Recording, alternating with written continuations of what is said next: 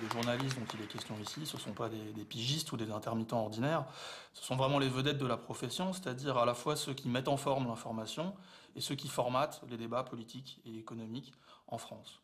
Or, si on s'intéresse à ces journalistes vedettes, ils sont en fait assez peu différents des politiques, mais aussi des patrons avec lesquels ils partagent de nombreux traits sociaux communs.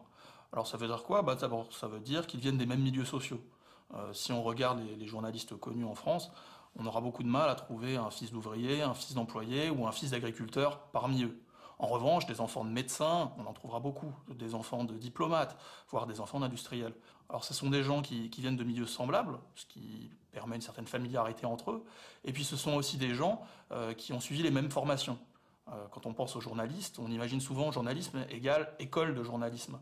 Mais en réalité, si on pense à Ockrent, Pujadas ou El Kabbach, ce sont tous des gens qui sont passés par Sciences Po. Si on pense à Claire Chazal ou à Emmanuel Chin, ce sont des gens qui sortent d'HEC.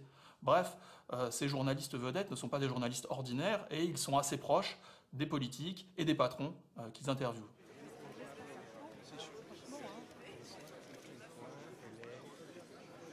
Moi, je dirais que finalement, c'est un seul et même monde. C'est un monde unique.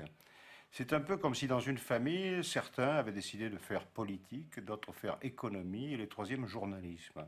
On a souvent ce sentiment. Ces gens partagent le même mode de vie, les mêmes valeurs, les mêmes amitiés. Ils vont dans les mêmes hôtels, ils passent les vacances dans les mêmes lieux. C'est une famille, réellement.